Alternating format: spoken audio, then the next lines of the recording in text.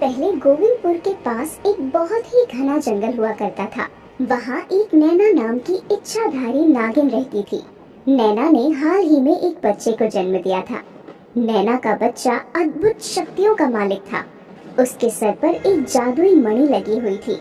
ये देखकर नैना बहुत खुश हुई।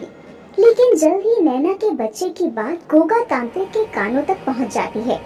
गोगा तांत्रिक बहुत ही लालची और बेईमान तांत्रिक था। वो अपने स्वार्थ के लिए किसी भी हद तक जा सकता था। मैंने सुना है पास के जंगल में रहने वाली इच्छाधारी नागिन ने एक बहुत ही शक्तिशाली बच्चे को जन्म दिया है। वह बच्चा अपने साथ एक जादुई नागमणि लेकर पैदा हुआ है। गुरुजी, ऐसा तो सिर्फ 1000 साल में एक बार होता है। तूने बिल्कुल सही कहा। इच्छाधारी नागिन के बच्चे की मदद से मैं इस दुनिया का सबसे ताकतवर तांत्रिक बनकर शैतानी दुनिया पर हुकूमत कर सकता हूँ। हमें किसी भी कीमत पर उस बच्चे को अगवा करके लाना होगा।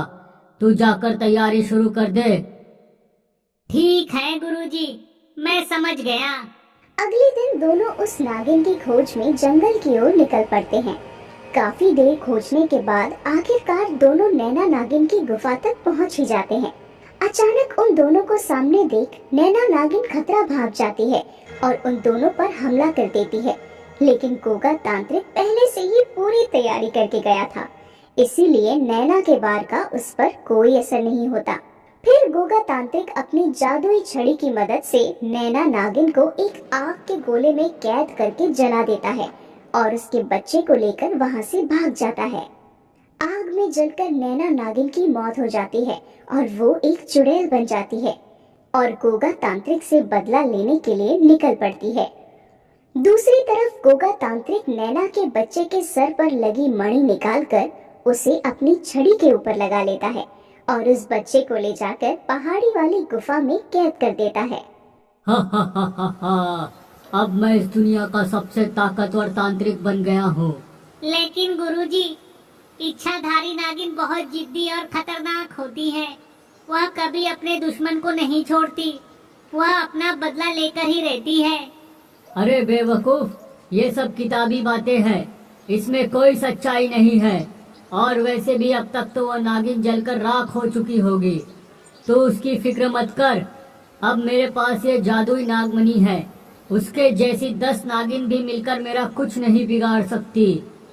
फिर क्या था, धीरे धीरे गोगा तांत्रिक उस जादुई मणि की ताकत से सभी भूतों और चुड़ैलों को अपने वश में करके उन्हें अपना गुलाम बनाकर कैद कर लेता है।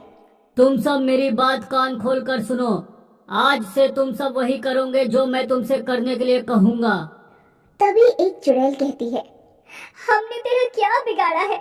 आखिर तू हमसे क्या करवाना चाहता है बेरहम तांत्रिक? हा हा हा हा हा। अभी बताता हूँ। इस मणि की मदद से मैंने शैतानी दुनिया पर तो कब्जा कर लिया है, लेकिन अब मैं इंसानी दुनिया पर भी अपनी हुकूमत का झंडा फहराना चाहता हूँ। अरे वाह गुरुजी, तब तो बहुत मजा आएगा। लेकिन सबसे पहले हमें इंसानों के दिलों में हमारा खौफ कायम करना होगा। तभी सब इंसान हमसे डरेंगे और हमारी बात मानेंगे। आज पहली बार तूने अक्लमंदी वाली बात की है मेरे बेवकूफ चेले। उसके बाद गोगा तांत्रिक सभी भूत और चुड़ैलों को हुक्म देता है कि वो सभी इंसानी बस्तियों में जाकर वहां तबाही मचाना शुरू कर दें। मजबूर होकर वे सभी तांत्रिक की बात मान लेते हैं और लोगों को परेशान करना शुरू कर देते हैं। उधर नैना नागिन चुड़ैल बनकर तांत्रिक और अपने बच्चे की खोज में जगह जगह भटकने लगती है, लेकिन उसके हाथ सिर्फ निराशा ही लगती है। अब मैं क्या करूं? पता नहीं वो जालिम तांत्रिक मेरे बच्चे को लेकर कहाँ गायब हो गया है। बस एक बार वो तांत्रिक मेरे हाथ लग जाए तो मैं उसे जिंदा नहीं छोड़ूंगी। तभी नैना देखती है कि एक चुड़ैल एक आदमी को उठाकर अपने साथ लिए जा रही है। अरे मर गया रे, कोई मुझे इस चुड़ैल से बचाओ। नैना फौरन आगे बढ़कर उस चुड़ैल का रास्ता रोक लेती है।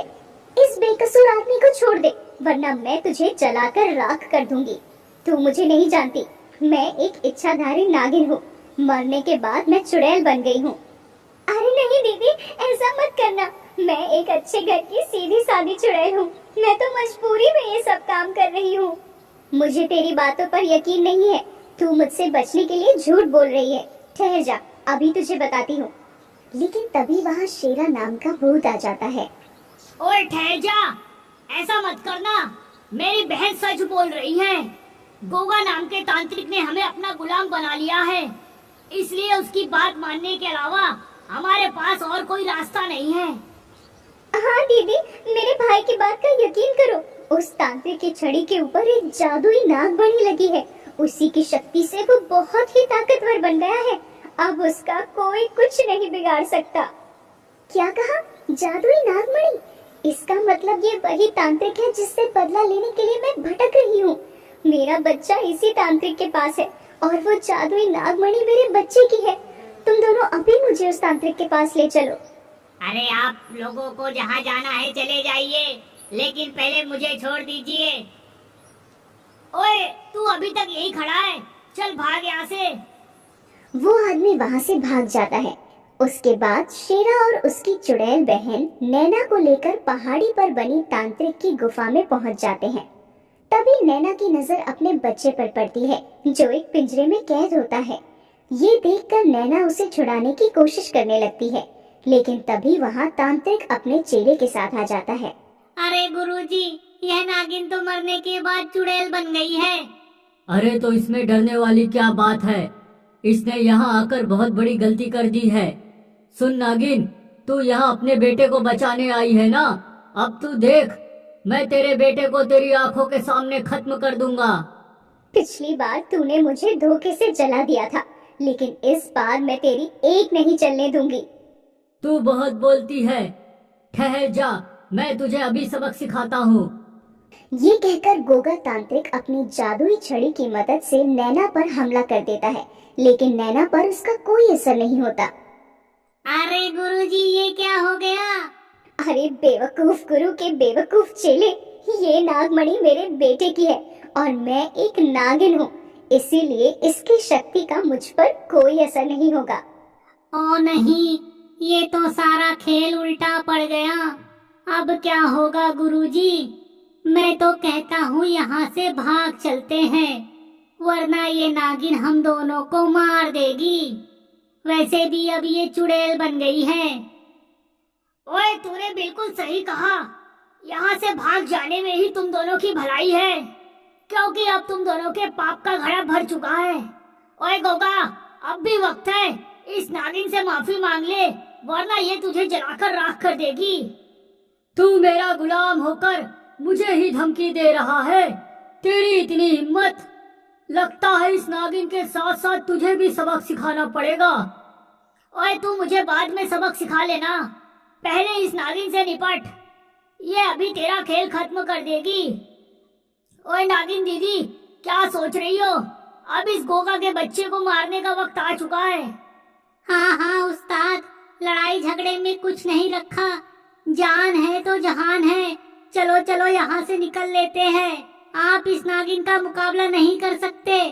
ये सुन गोगा तांत्रिक चिढ़ जाता है और दोबारा नैना पर हमला कर देता है, लेकिन तभी नैना अपनी चोटी में बंधी नागमणि आगे कर देती है। दोनों मणियों की शक्तियाँ आपस में टकराकर सीधा तांत्रिक के ऊपर जा गिरती हैं। अरे नहीं नहीं, ये क्या हो रहा है? अरे कोई बचाओ!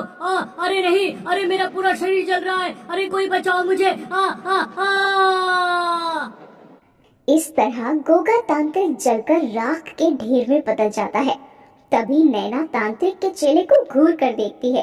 ये देख तांत्रिक का चेला नैना के कदमों पर गिरकर उससे माफी मांगने लगता है। अरे नहीं नहीं नागिन दीदी, मुझे कुछ मत करना। इस तांत्रिक ने तो मेरे ऊपर काला जादू कर रखा था, इसलिए मैं हमेशा इसकी बातें सुनता था।